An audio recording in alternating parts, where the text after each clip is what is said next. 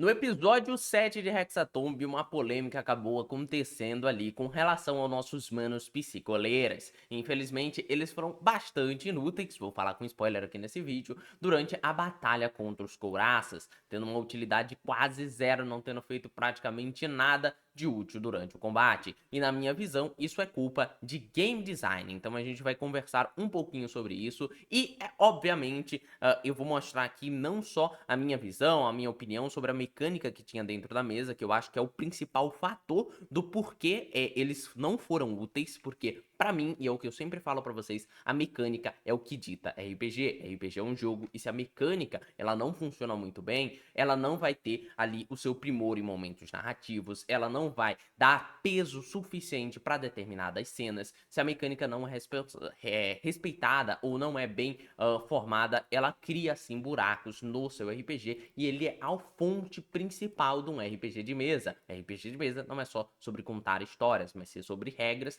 que ampliam bem essas condições e acabam focando e limitando em outros quesitos o que pode ou não ser feito dentro desse conto. Então, vamos aqui falar um pouquinho, eu vou trazer exemplos de outros RPGs de mesa, vou falar sobre a mecânica que teve na própria sessão e também vou trazer uma mecânica própria que eu criei aqui pensando na cena, numa questão mais show, numa questão simplificada, mas não simplista como foi aqui no Ordem Paranormal. Então, vamos lá. Primeira coisa sobre a mecânica aqui da sessão do Ordem Paranormal, como que ela funcionou. Ela é bem inspirada na do livro base, mas com algumas certas modificações. No livro base de Ordem Paranormal, nós temos a mecânica de aliados. Essa mecânica, ela funciona praticamente igual que a gente viu na sessão. Você, ao invés de ter um NPC com estatísticas, como as ameaças aqui do livro, por exemplo, possuem, em vez de você ter uma ficha, mesmo que simplificada, eles decidem simplificar ainda mais isso, fazendo uma mecânica de aliado que dá certos bônus para os personagens ali na cena. E nesse caso, o personagem então não tem PV, ele não tem turno próprio, ele não tem iniciativa, ele não tem nada. E o livro só define o seguinte, né? Que embora ele não sofra dano, em algumas situações narrativas, ele pode acabar sendo machucado, indisposto, morto ali, a depender dos critérios do mestre narrativamente para aquela missão. Então, por exemplo, você tá ali com um NPC do seu lado, você foi explodido por uma bomba, aquele NPC também vai se machucar. E aí a habilidade dele pode ficar inativa, ele pode morrer, várias coisas podem acontecer, mas é 100% narrativo nessa questão, né? Por definição do mestre, né?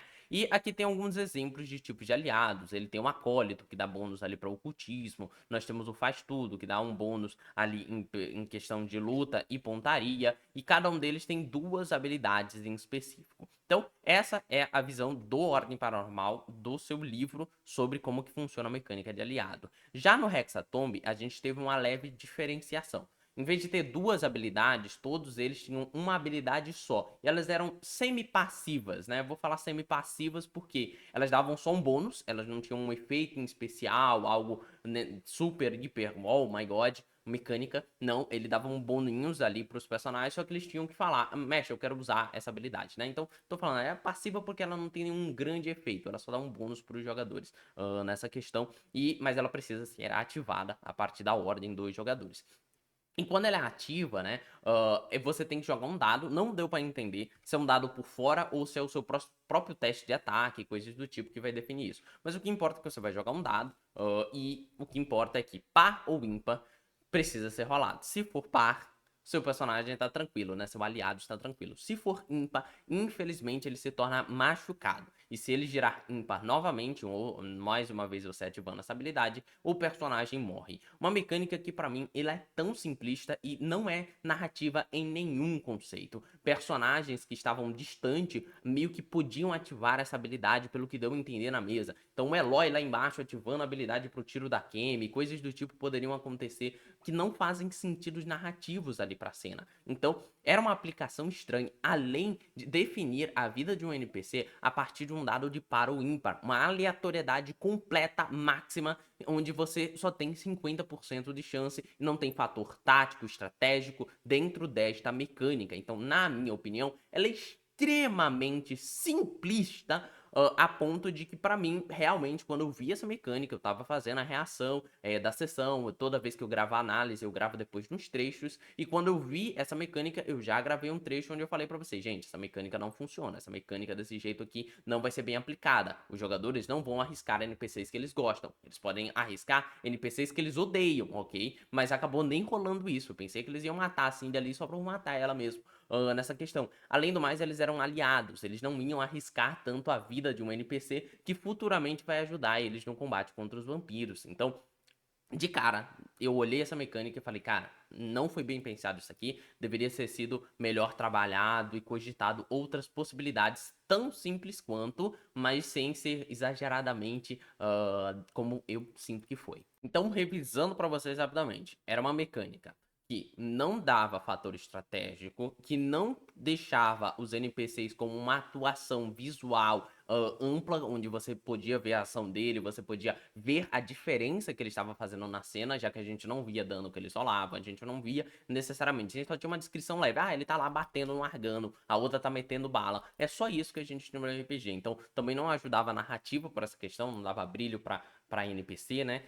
E esses são os problemas que eu acabei sentindo ali principal, além de uma aleatoriedade num teste de par ou ímpar, que nem foi cogitado para ser usada. E é o que eu gosto de falar para vocês. Não adianta você simplificar uma mecânica com a visão de que precisamos simplificar para que os jogadores e as pessoas que estão assistindo possam entender a mecânica de forma mais fácil e usar sem muitos problemas, e no final ela não ser utilizada. Se ela não foi utilizada, é que ela foi simplificada ao nível de que ninguém estava mais se importando com ela não tinha uma grande colocação em cena para ser executada. Então, se você simplifica e essa simplificação falha, então você não ajudou em nada, você só piorou a situação de uma mecânica que poderia ser usada, a do livro base. Mas agora, entrando em outros RPGs que tratam esse estilo de mecânica e coisas do tipo, a gente tem aqui o Iron Shorn, por exemplo. Então, vamos dar uma passadinha nele aqui na SRD, onde eu vou mostrar só algumas coisinhas sobre ele.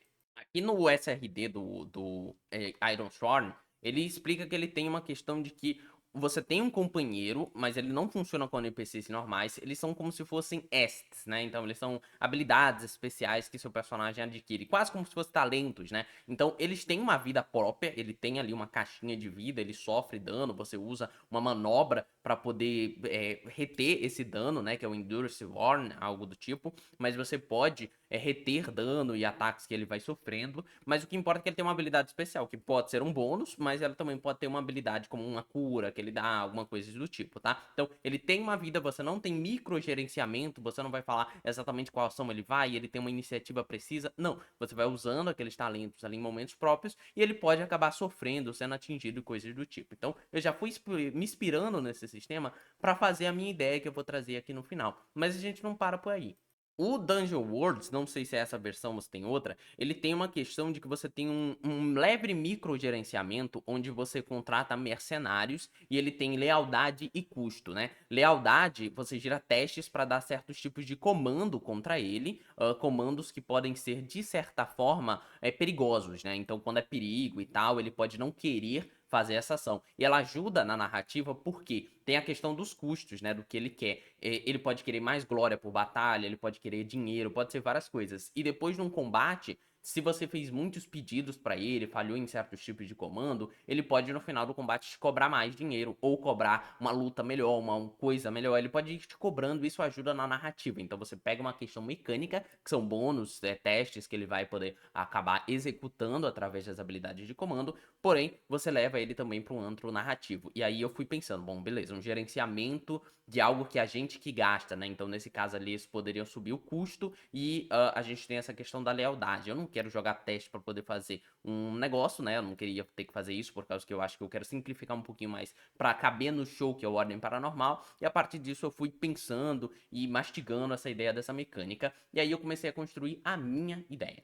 Mas, antes disso, antes de descobrir o que a gente quer, é também importante a gente descobrir o que a gente não quer. Eu dei uma olhada em outros sistemas que têm gerenciamento de NPC, como o próprio Lenda de Cinco Anéis, que é um RPG que eu gosto muito, e ele tem a mecânica de batalha em massa dele, onde você tem todas umas atividades especiais chamadas oportunidades heróicas, que você pode engajar ali, pegar uma bandeira do inimigo, lutar diretamente com o comandante. Mas ela deixa os NPCs nessa questão aqui, nessa condição, muito como segundo plano, né? É praticamente todas as pessoas estão unidas juntas numa grande batalha em massa, guerreando contra os outros samurais e tudo mais nesse sistema. Só que os NPCs são mais narrativos, né? Você vai descrever o que, que eles estão fazendo, mas eles não têm uma grande atividade aqui. Você teria que ter uma ficha. Então eu falei, cara, não é isso que eu quero. Não é isso que eu quero pro sistema de batalha em massa. Poderia ser útil em outra questão dentro do Ordem Paranormal, mas pra essa mecânica eu não quero. E aí eu também fui ver a quinta edição, porque essa daqui é a quarta edição do Lenda de 5 Anéis. A quinta edição, ela bota o NPC mais numa tarefa de botar a mão na massa, né? No caso aqui você é o comandante, então você comanda as tropas diretamente, enquanto aqui você é um dos comandados, né, na quarta edição. A quinta traz uma proposta onde você pode ali engajar contra o oponente, mandar a tropa recuar, assaltar, desafiar. A gente pode mandar a nossa tropa reagrupar, reforçar. Então a gente pode gerenciar ela de uma visão mais de fora. Nesse sentido, então, não fazia a parte do que foi mostrado dentro da sessão, não ia funcionar bem, a gente não tinha pessoas para comandar, os jogadores não eram necessariamente líder dos psicólogos e tinha mais jogador do que psicólogo. Então, outra mecânica que eu não queria. E aí sim, eu fui e peguei a minha ideia de mecânica. Ela é uma mecânica simples, eu gostaria que vocês aí comentassem o que vocês acharam dela. Mas ela funciona numa visão baseado em tudo isso que eu falei pra vocês, nesses outros dois sistemas iniciais que eu falei e os dois últimos que é o que eu não quero seguir, mas ainda puxando pra uma ideia de show, né? Então eu falei o seguinte, vamos lá. Vão continuar os mesmos conceitos básicos do que o Selbit fez. Não vamos dar iniciativa pra eles, porque eu como mestre não quero ficar gerenciando esses personagens também. Também não quero tirar o brilho dos jogadores, né? Porque se eles têm ações e coisas do tipo, a gente tira um pouquinho do brilho do jogador, então eu quero jogar todo pra ele. Então, sem turno próprio. O aliado não entra na iniciativa, ele está na cena, mas quem aciona suas habilidades são os jogadores. Aí eu pensei em voltar essa ideia do Ordem de ter duas habilidades. Então a gente vai ter uma passiva e uma ativa, né? A passiva, ela sempre tá ligada, obviamente que você tem um comando base para que ela possa ser ativada. Se você pedir pra Cindy não atirar, por exemplo, ela não vai atirar. Se você pedir pro Eloy não atacar ninguém, ele não vai atacar ninguém. Mas as habilidades passivas dele são baseadas nessa ideia, né? E aí a gente tem uma ativa, onde o personagem vai ter que marcar exaustão. Pensei o seguinte, não vou chamar isso de pontos de vida, porque nem sempre os personagens vão se machucar. Porque imagina só, né? O Ordem Paranormal, a gente tinha Cindy lá de longe metendo bala.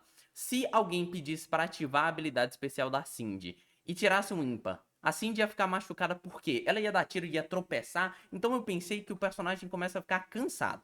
Usei o nome exaustão, mas você pode usar outro, porque existem dentro do Ordem Paranormal certas condições chamadas exaustão, exaustos. Eu quis usar esse nome porque foi o que mais se adaptou pro que eu queria, mas você pode colocar outro nome, pontos de cansaço e coisas do tipo, né? Então pensei que os personagens vão ter exaustão. E aí como que funciona a exaustão do aliado? Cada aliado ele pode acumular até 3 pontos de exaustão. 3 para ficar simples. Você pode cair para 2 também, para não ter ali o aliado podendo fazer diversas coisas, né? Ao marcar o terceiro ponto de exaustão, o personagem não pode usar qualquer habilidade, nem a passiva, ela é desligada e ele tá exausto até o final da cena, ele não pode mais fazer ataques e tudo mais, né? Também não pode evitar ataques, que é uma coisa interessante. Então, a Cindy tá lá metralhando, eles usaram as habilidades da Cindy. A Cindy, ela pode ficar sem bala, ela pode ficar cansada, baixar o braço, falar, eu não aguento mais, eu não tô conseguindo. Podia trazer um aspecto pra narrativa também, que a Cindy tá ficando cansada. O Eloy, no meio dos ataques e da luta ali contra o Argano, ele podia soltar uma baqueta, ficar com os braços relaxados e falar, gente, eu não consigo mais lutar. Esse cara não cai. Ele podia ter falado coisas do tipo. Então, ajuda a quê? A narrativa. Eu tô buscando sempre essa ideia. Ajudar a narrativa através da mecânica. E aí, a gente tem a questão de morrer, né? Porque o Ordem Paranormal se propôs ao aliado morrer. No caso deles, é com 2 ímpar. E eu pensei nessa questão de ter uma estratégia tática por trás. Por isso, o ponto de exaustão. Como que funciona? Quando um aliado é alvo de um ataque, ele pode evitar completamente o ataque, gastando um ponto de exaustão. Por que eu fiz isso? Eu não queria que o personagem tivesse esquiva, defesa, contra-ataque, porque senão a gente ia deixar de simplificar, a gente ia deixar os negócios mais complexos. Então, eles têm 3 pontos de exaustão, ele pode gastar um para simplesmente anular um ataque. Cogitando ali como foi o combate, né? Na maioria das vezes a gente poderia pensar que possivelmente o Eloy seria morto no quarto turno, né? Porque ele receberia um ataque todas as vezes. E essa mecânica não considera tanto personagens que têm ataque duplos, tá? Isso deveria ser adequado por quem tem as fichas do Argano, por exemplo. Eu não tenho, não sei se o Argano dá 2 golpes, mas se o Argano consegue dar 2 golpes por turno, se eu fosse o mestre, por exemplo, eu aumentaria o Eloy pra ter 6 pontos de exaustão, ao invés de 3. Deixava a Cindy com 3 por causa que ela é mais fraca, mais frágil, menorzinha e coisas do tipo. Então vamos lá, esquiva automática. E quem que usa essa esquiva? É o jogador que vai decidir se o personagem vai ou não gastar esse ponto pra poder desviar do ataque. Se ele já tiver exausto, ou seja, ele já tá com os 3 pontos marcados e ele sofreu um ataque, ele vai ficar morrendo ou inconsciente se não tiver a intenção de matar esse golpe, tá? Então, ele poderia desviar de 3 ataques, por exemplo, o Eloy, mas o quarto ataque ele ia tomar e possivelmente cairia pra morrendo, já que eu acho que o Argano não tava ali batendo pra deixar ninguém no inconsciente. Mas eu coloquei uma opção tática também, que você pode escolher não evitar o ataque. Só que se você escolher não evitar o ataque, a cada 10 pontos de dano sofrido, você recebe 1 ponto de exaustão. Se o Argano, por exemplo, é um personagem que dá muito dano, eu como mestre ajustaria isso daqui pra 15 ou 20, tá? Por causa que isso limitaria para o Eloy, ou no caso os jogadores, na primeira vez que eles escolherem que o Eloy não vai esquivar, ele tomar 3, 4 pontos de exaustão e morrer por um ataque só. Então ele poderia fazer isso. E o legal é que você pode considerar o ponto de exaustão também, quando o personagem sofreu um ataque, pode ser um desvio, né, ele pulando pro lado, mas evitando teoricamente todo o ataque, ou ele pode segurar o ataque, né, fazer o que seria uma redução de dano, se ferir, se cortar, porque ele tomou um ponto de exaustão. Então, querendo ou não, ele está mais cansado. E a gente leva para um lado narrativo. Então, enquanto a Cindy lá em cima atirando, ela cansa o braço, abaixa a arma ou fica descarregado, o Eloy podia tomar dano mesmo, tomar uma batida, se machucar, se ferir, coisas do tipo. Então, a narrativa tá livre dentro desse sistema. Então, no básico, seria isso. E aí eu quis criar uma cartinha, porque eu acharia que seria super foda se eles tivessem isso daqui, ó.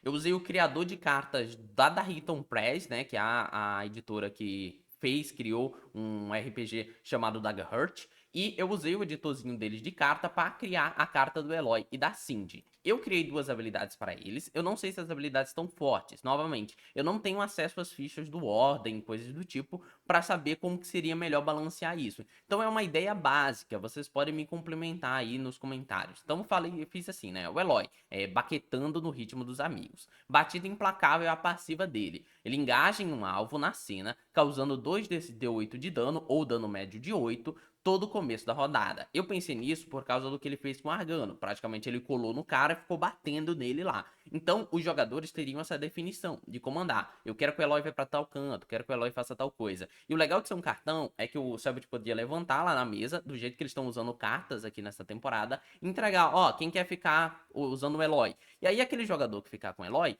ele vai ser o cara que vai ler a cartinha com mais tempo ali, vai ver o que pode fazer, ele vai ficar meio que responsável por controlar o Eloy, e não vira aquela coisa meio que tipo assim, todo mundo pode controlar o Eloy, e no final ninguém controla o Eloy porque ninguém pensou e foi a fundo olhar o que poderia ser feito. Obviamente, mesmo servindo como uma carta, todo mundo poderia usar, mas eu tô falando assim, entrega pra um jogador que você sabe que vai ler, que vai prestar atenção naquilo, pra ele ficar ligado pra ativar o Eloy durante a cena. E você como mestre também sempre lembra o cara ativar o Eloy, né? Então, passiva dele, pensei dessa forma, não tem ataque, ele não precisa dar um ataque, ele vai só causando dano. Talvez seja muito se eles usassem ele contra a Escarlata, por exemplo, que tinha pouca vida, ou fazer ele pular em cima do Turvo, né? Então, obviamente que a gente teria que pensar também nesses aspectos e tudo mais. E o legal é que, estrategicamente falando, ela ainda poderia ser feita usando personagens que estão confrontando outros, né? Então, por exemplo, o Aguiar podia usar o Eloy contra a Ana, e aí ele ia estar lá enfiando a baqueta nas costas da Ana, enquanto o Aguiar tá brigando. E aí a Ana teria a opção, eu posso bater no Eloy, pra fazer ele causar exaustão nele e ele sair de cena, ou eu posso bater no Aguiar. Então as 2 escolhas estariam ali na possibilidade. E eu fiz uma habilidade dele ativa, que é a quebrar baqueta, né? Que ele, ou quebrar bateria, eu acho que seria legal para mostrar que ele tá batendo na galera, né? Quebrar bateria. Ele recebe 1 ponto de exaustão, então ele vai ficar cansado usando essa habilidade. Então é uma habilidade, entre aspas, suicida, porque ele se cansa com ela e ele acumulando 3 pontos, ele pode sair de cena, na minha mecânica, mas pode ser alterado. E aí, então, ele vai marcar 1 ponto de exaustão, ele vai atingir um alvo na cena, causando 4d6 de dano, ou 16, se for usando dano médio, e a condição sangrando. Isso era ótimo porque desbloqueava um combo com o Aguiar, porque o Aguiar também causava sangrando, e ele tem a habilidade da espada da Sabara que dá mais dano em quem tá sangrando. Então o Aguiar podia usar o Eloy pra mandar ele pra cima. Obviamente, você pode fazer algumas condições aqui, tipo, só pode ativar uma vez por rodada. Apenas uma vez por rodada. Você pode criar como se fosse um ataque e botar um CD aqui, ó. Escolhe um ovo na cena, CD 15 de esquiva, né? Ou no caso de reflexos, né? Reflexos, né? O personagem pode fazer um teste de reflexos se você quiser deixar a coisa mais tranquila, né? Eu deixei mais liberto mesmo. Se quiser ativar o Eloy 3 vezes na cena, pô, ativa. Só que você vai arriscar o Eloy, ele vai ficar cansado e tudo mais. Por isso, fator estratégico, decisão dos jogadores. Eles não acham que ele está roubando muito a cena aqui, mas o NPC está sendo importante e tudo mais, com duas habilidades que podem ser ativas, criando risco, fator estratégico e auxiliando a narrativa, né? Então, um exemplo aqui pro Eloy. Essa parte aqui de ancestralidade é a parte da carta, né? Da carta aqui, mas você podia customizar e colocar aqui as bolinhas, que seriam os pontos de exaustão. No caso dele, 3 bolinhas, e os jogadores riscariam essas bolinhas para ir contando quando ele vai ficando cansado e coisas do tipo. E essa mecânica aqui podia estar num papel impresso, não precisava estar na ficha aqui dos cartões, tá? Então, acho que é isso pro Eloy. E pra Cindy, eu criei mais ou menos essa ideia aqui, né? E as baquetas, você também pode mudar pra outra coisa. Se você não quiser sangrando, você podia colocar uma escolha de condições. Então, ele poderia, por exemplo, dar cego. Então, ele enfia as duas baquetas no olho do inimigo. Ou surdo, ele enfia as baquetas no ouvido do oponente. Então você também pode ajudar a narrativa, né? Porque pela condição sangrando, você vai falar que ele vai enfincar, vai rasgar o oponente, e isso ajuda bastante ali, e eu já pensei no combo que ele podia fazer com a Aguiar. Enquanto pra Cindy, eu já fui pra uma outra ideia, né? Já que ela tem um baixo e ela pode tocar aquele baixo, que acho que paranormalmente você pode colocar um baixo não conectado num, não sei, eu não sei como funciona um baixo. Alguém pode tocar um baixo sem um amplificador. Mas o que importa aqui é que ela teria o centro do show. Essa eu acho que é uma habilidade que eu deixei forte. Mas seria a questão de que a Cindy tá sempre tocando a guitarra e usando como se fosse um bardo de RPGs como D&D, por exemplo. Então ela tá tocando aqui, ó, pram, pram, pram, e ela tá estimulando os jogadores. E aí isso faria com que todo aliado próximo dela, quando fizesse qualquer teste, ele pode somar 2 vezes seu valor de presença. Eu pensei em 2 vezes porque Jai só tem um ponto de presença. Não sei quanto que tem o Aguiar, mas eu acho que tem 2 ou é um também. Então eu pensei assim, cara, se eu só somar a presença desses jogadores, eles não vão se importar com a habilidade da Cindy.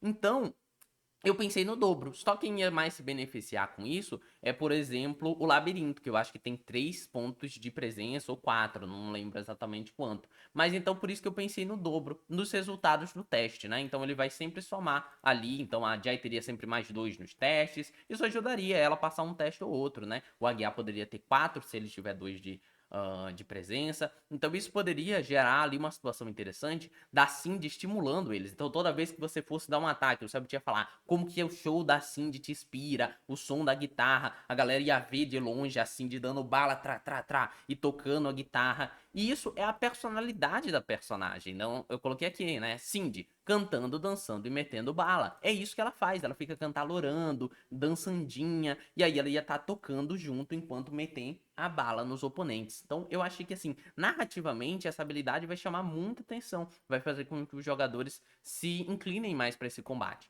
E aí a gente chega no solo de baixo, que é uma ativa, ela vai receber um ponto de exaustão também. Até lembrando também, você podia pegar aqui o do Eloy e gastar 2 pontos, se você achar a habilidade forte. Eu não acho que ela tá forte nesse ponto, tá?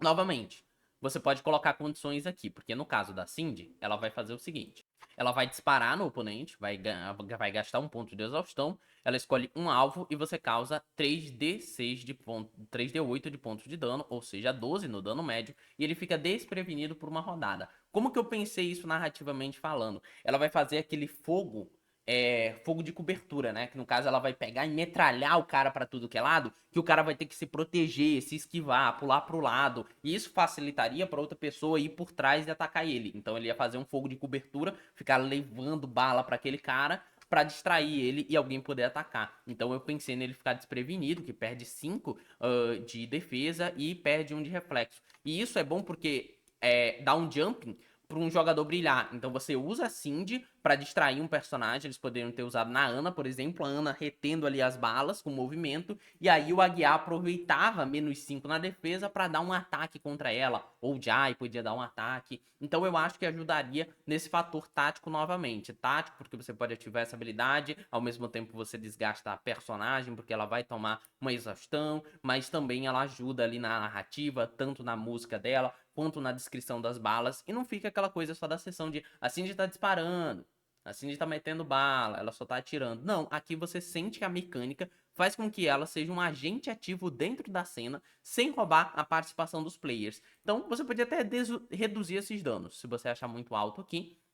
E, novamente, a Cindy podia ter um DT, né? Você poderia botar aqui, ó, DT de fortitude ou reflexos, né? Reflexos 15, né? Você podia colocar um DT assim, 15, 16, eu não sei. A gente teria que ter a ficha 2 inimigos pra poder balancear isso tudo certinho, né? E podia mudar esse negócio para desprevenido, você podia colocar outra coisa, ofuscado, porque o personagem vai ver aquelas balas vindo na direção dele. Podia dar sangrando também, mas aí eu acho que já temos o combo com o Eloy. Então, cara, esses são os exemplos do que eu quis criar aqui. Eu gostaria que vocês olhassem essa mecânica e realmente falassem pra mim. Vocês não acham que essa mecânica seria tão fácil quanto a que tá na mesa? Não ia complicar muito a cabeça dos jogadores. Ela seria mais ativa, deixaria os psicoleiras como personagens mais importantes, que tivessem mais funcionalidade dentro da mesa. A gente ia ficar orgulhoso de ver os psicoleiras fazendo algo e, assim, obviamente, tá forte, mas forte é questão de balanço, tá? A gente balanceia aqui, cai o dano da Cindy, da habilidade dela, pra 1d8, por exemplo, aí ela dá 4 de dano, sem problemas, a gente balanceia pra não tirar tanto o foco dos jogadores, mas eu quero que vocês entendam o fator mecânica, não fica mais interessante assim?